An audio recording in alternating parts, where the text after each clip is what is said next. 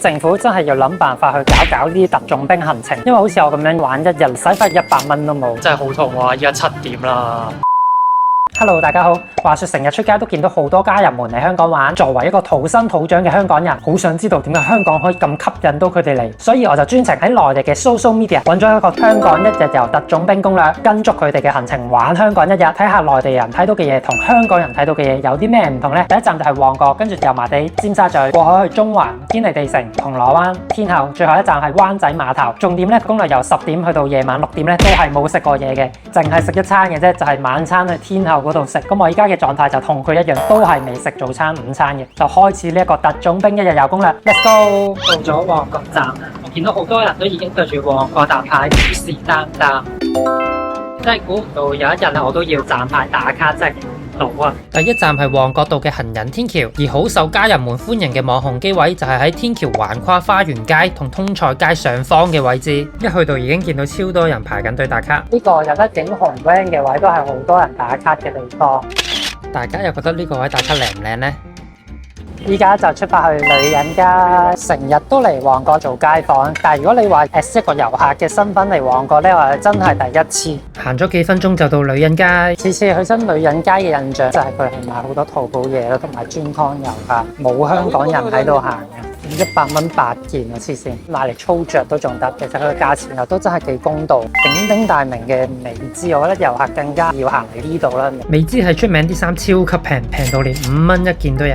跟住下一站就係去波鞋街、花園街，即係波鞋街。波鞋街就喺正女人街隔離。不過呢個廢話，應該香港人都知啊。反而波鞋街真係多啲香港人會行街行過嚟。雖然成條街有幾十間波鞋鋪，但係其實嚟嚟去去都係嗰幾間大集團。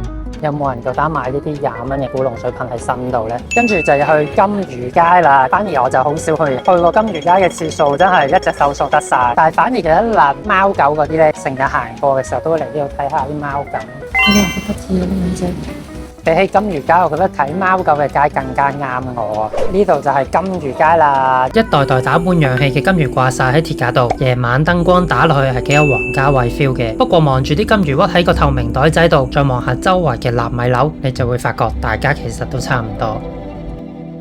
咁我哋依家出發去油麻地站。原來去油麻地警署地鐵站行過去要行17分鐘啊！GG， 經過咗油麻地果欄先啦。我真係冇認真行過油麻地果欄，次次都只係經過咯，冇真係入過嚟呢一個 area。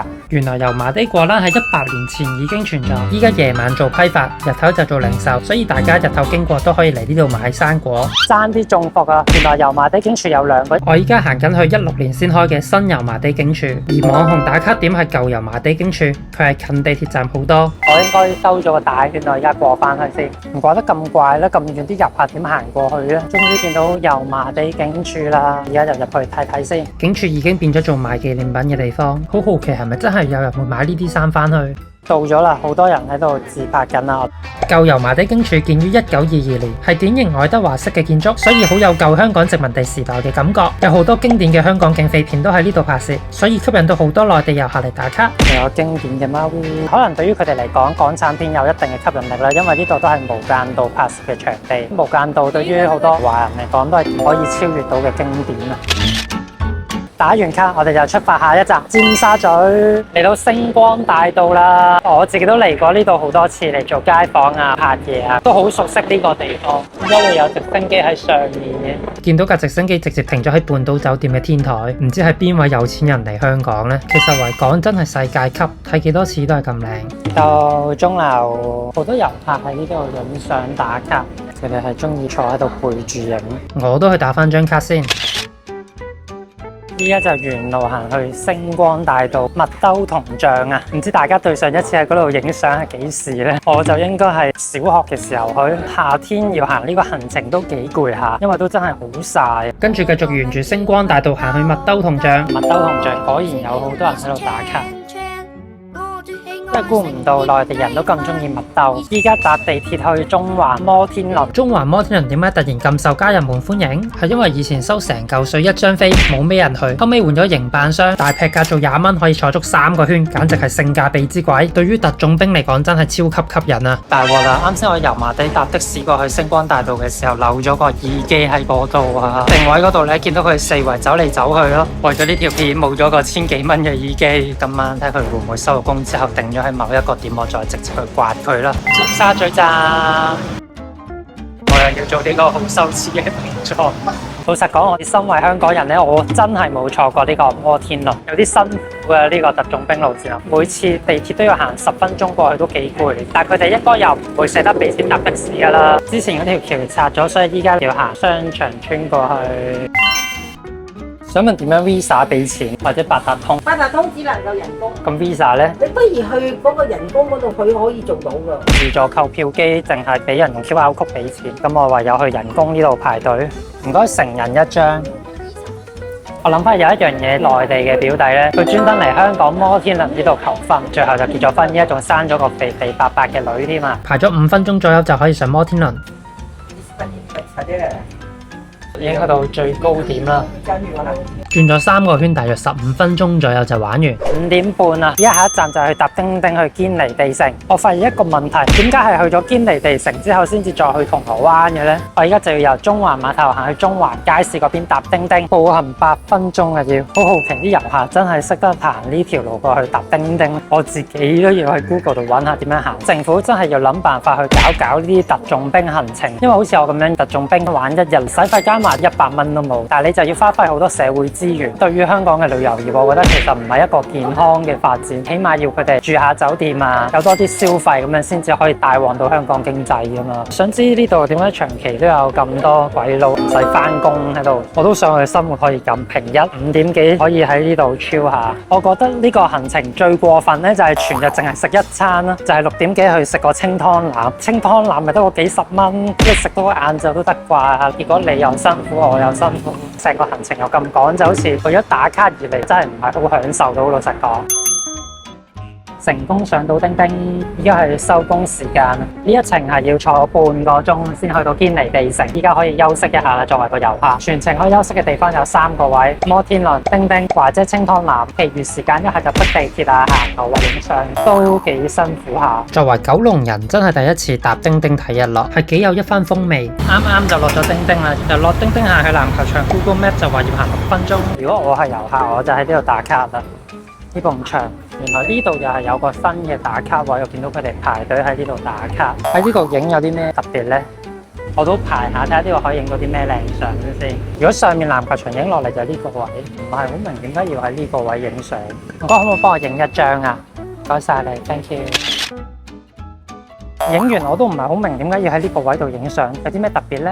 而家就上去個籃球場，睇下同下面影差幾遠。打卡位喺隻籃球場側邊，見到2班人喺同一個地方做住唔同嘅嘢，個感覺都幾特別。離遠已經見到一堆人喺度影相，後面見到好多人喺度打卡，係咪真係影到靚相呢？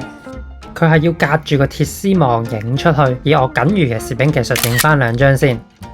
有冇識得攝影嘅人可以同我講講有咩進步空間呢？依家就去銅鑼灣，去完銅鑼灣就可以去天后食嘢啦。肚餓啊，6點半啦已經。堅尼地城又係好尷尬嘅咁樣大家。銅鑼灣，去銅鑼灣係叫我哋行 Sogo 或者希慎廣場呢2個地方咧，我都成日去噶啦。今次就為咗時間起見就唔行，我哋直接去天后食嘢，因為真係好肚餓啊！依家7點啦。下一站天后，發現佢嘅攻略有少少伏啊，因為佢推介晚餐係去食炳記茶檔同埋華姐清湯腩，但係知唔知炳記茶檔係收幾點啊？收晏晝3點，特種兵行程去到7點先至嚟食嘢，等緊人哋走咗上大坑，係冇嘢食咪 GG。鳳凰村蛋卷啦，佢哋聲稱係始創於清朝乾隆期間，計翻即係有成200年歷史。佢一買就要成盒買，因為我一個人食唔晒，所以姐姐好好心咁樣俾咗1嚿仔我試食先。啱先試食佢係蛋卷，但係食落去個味咧就同雞蛋仔都一樣嘅，而且好脆。比起其他蛋卷呢個係更加香，真係覺得啲人推介。如果我有機會再嚟嘅，我都會再買翻盒。跟住終於有得食飯啊！哇，黐線，好似好多人排隊，冇錯唔係清湯腩排隊，係呢個暖心之作排隊啊！係荃灣都有間分店嘅，我記得。同香港最出名嘅九記牛腩比較，九記偏濃重口味，而華姐啲湯底就清甜啲，冇咁油膩。重點係服務態度真係差天共地啊！一位唔該。入嚟啊！清湯腩係75蚊，牛腩河加個凍豆漿唔該，我加埋87蚊。12蚊嘅凍豆漿以為係一支，點知原來只係得一杯。清湯腩個湯底真係好清，係清到望到底嘅，味道都係偏淡。我自己中意食淡味，所以係啱晒我。但係如果你係中意食濃味嘅話咧，可能就要自己加翻啲醬落去啦。欣賞佢嘅牛腩係冇咩肥膏，同埋係煮到好腍，用筷子夾都好容易碎開。唔似坊間30-40蚊嗰啲咧，你會見到有一半都係肥膏。食完呢個華姐清湯腩啦，性價比唔算高嘅，因為70幾蚊一個牛腩河，你平時食開都係40-50蚊有一個。但係覺得佢係值嘅，因為你見到佢啲牛腩肥膏位係好少嘅，唔似其他牛腩河啦，可能有一半都係膏，咁佢真係全部都係肉，咁所以貴少少，我覺得都合理嘅。跟住終於去我哋最後一站灣仔碼頭，坐船翻尖沙咀就完我哋今日嘅特種兵行程啦。好攰啊，終於有得翻去啦。佢攻略嗰度就寫搭城巴去灣仔碼頭，搭37分鐘，清風街天橋嗰度搭城巴。行咗7分鐘左右就到清風街天橋站。喺呢度搭到灣景中心落車，我發現我個耳機依家過咗海添啊！14分鐘前喺跑馬地，14分鐘快嘅可以去翻九龍城都仲得。唉，聽到有好微妙嘅歌聲，佢侵唔侵我一齊唱歌咧？唔知。好的相話說買 Pocket 4嘅時候咧，佢又送咗呢支補光燈仔俾我，咁一成日裝上去睇下會唔會靚好多先。有盞燈仔都好似幾好，咁黑嘅地方都 OK 嘅，我覺得好過冇。天星小輪輪尖沙咀，發現我全日都冇去過廁所，因為真係飲唔夠水。覺得一杯豆漿呢個行程真係要拎定支水出嚟先得啦。坐埋呢程船翻去就完啦耶！依家係晚上8點，都幾趕啊。如果佢哋特種兵嚟講，去完尖沙咀之後仲要搭車過上水，過深圳再翻屋企，哇！諗起都覺得攰。好多人都喺度拍片影相。呢個夜景相信好多香港人都睇慣睇熟，即使睇到都唔會有啲咩特別嘅感覺。但今日再次用遊客嘅角度嚟睇，都不得不說香港嘅夜景真係好靚。終於去到尖沙咀終點啦！今次特種兵一日遊係咁多啦，哇，都真係比想象中攰，同埋成個 trip 都耐嘅。雖然我已經 skip 咗銅鑼灣個 point 啦，但係全程 non stop 咁樣樣都要7個鐘，好多 point 我都只係純粹打個卡就走，都幾攰下咁樣樣。佩服啲特種兵專登咁樣玩一日，成個行程最辛苦嘅地方，我覺得係晏晝星光大道嗰度咧，又曬又熱，跟住你又要行成條星光大道，仲有為咗影一張相而過去油麻地警署，我真係我覺得呢個特種兵行程似 City Hunt，你要去唔同嘅 checkpoint 嗰度打個卡，完成任務咧，即刻轉去第二個位，又冇地方俾你坐下 hea 下，其餘時間就喺度行啊，逼地鐵啊，可以叫做旅遊。我下次應該唔會再拍噶啦。成個行程我係行咗19000步同埋13公里。